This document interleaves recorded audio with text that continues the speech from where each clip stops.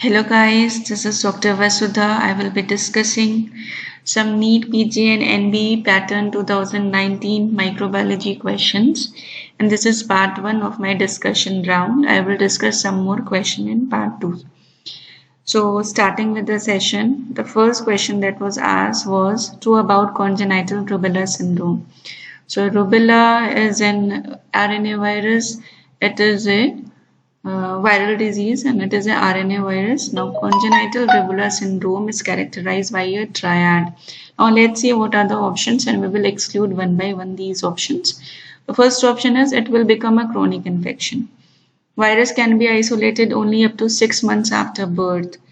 Triad of CRS are cataract, cardiac defects and cerebral palsy, and infection is more serious after 5 months of pregnancy. So first of all, I will tell the answer. This answer is it will become a chronic infection. Now this references of Zavet's medical microbiology, and the rubella gets transmitted by vertical transmission. This is very true. And the birth defect that is more common when acquired during the first trimester of pregnancy. And the birth defects are uncommon when the infection is acquired after 20 weeks of gestation. So earlier the infection or more chances of congenital rubella syndrome is higher. Now congenital rubella syndrome में क्या होता है? This is characterized by classical triad of cardiac defect, cataract and deafness. And other manifestations are hepatosplenomegaly, thrombocytopenic purpura, myocarditis. Now, intrauterine infection of rubella is associated with chronic persistence of disease, and the viral detection can be done in all youths up to 12 to 18 months of age. Now, the second question is 9 years old child presented to OPD with complaints of high-grade fever, vomiting, and one episode of seizure. So, patient is having CNS manifestation. Now, CSF examination was done, and the gram staining of the culture shows the following finding. What is the probable causative organism? So if there is the image type of question, first of all, look at the image and try to depict what it is trying to tell. Now this is cocci seen in pairs. So this is mainly gram-positive cocci in pairs. So this is a picture on background, and now gram staining is showing this picture. Now options are Haemophilus influenzae, Neisseria meningitidis, Streptococcus pneumoniae and Escherichia coli. First of all, it cannot be Haemophilus influenzae as it is a gram-negative coccobacilli. Neisseria meningitis cannot be the option.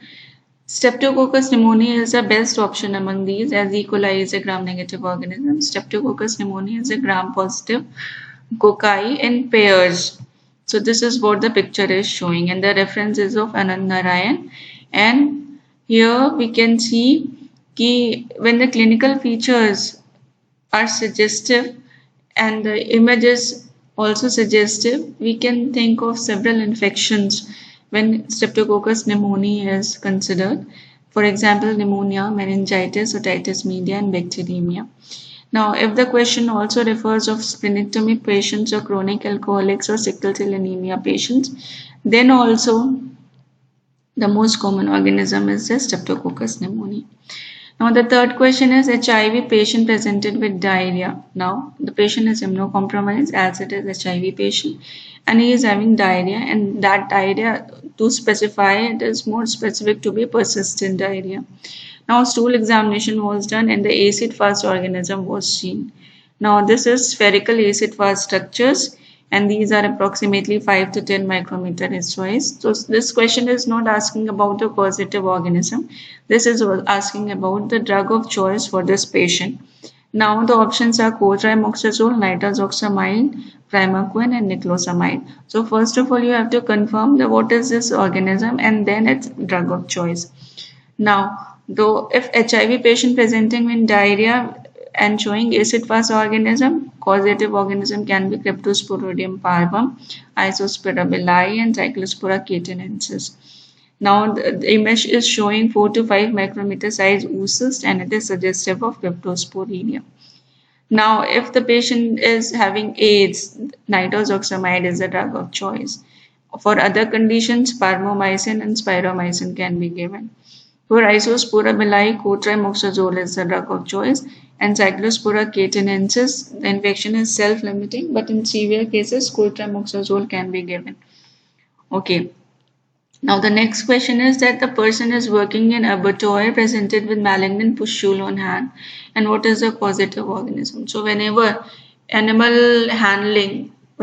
is animal handling, जैसे abattoir है जहाँ पे birds होते हैं या फिर कोई other animal handling places है or patient is having malignant pustule, most common causative organism is Bacillus anthracis. You don't have to think of other option.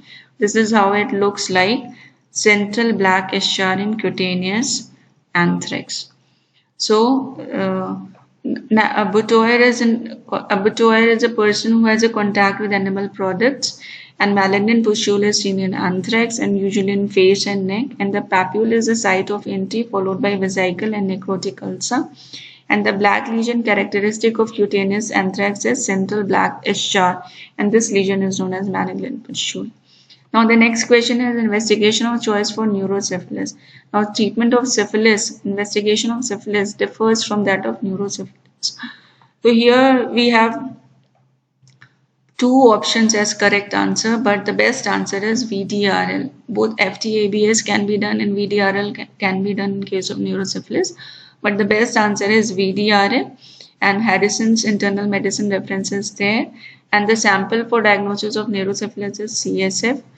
And if the patient is asymptomatic and doesn't have any symptoms, neurological symptoms and sign, but having CSF abnormalities including mononuclear nucleocytosis or increased protein concentration or CSF reactivity in VDRL, then VDRL is the test of choice, and when VDRL is negative, FTABS is done to confirm the test. So both answers are appropriate, but the best answer is VDRL. Now diagnostic method of choice for leptospirosis is, the only best answer is MAT. It's a microscopic agglutination test. And the definitive diagnosis for leptospirosis is based on isolation of organism from the patient, a positive result in PCR or seroconversion, or rise in antibody titer in MAT. In cases with strong clinical evidence of infection, single titer of 1:200 or 1:800, depending on case whether it is low or high endemic area, the microscopic agglutination test is required. Okay.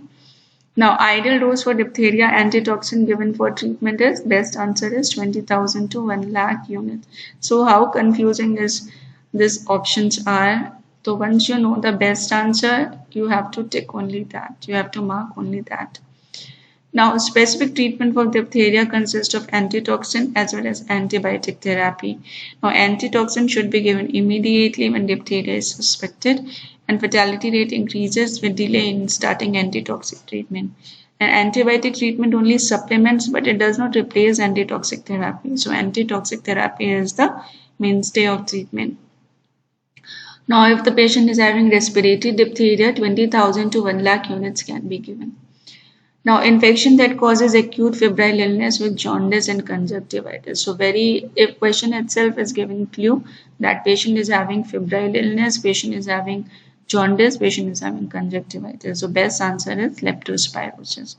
Now, internal medicine ka Harrison is the reference, and differential diagnosis of acute febrile illness.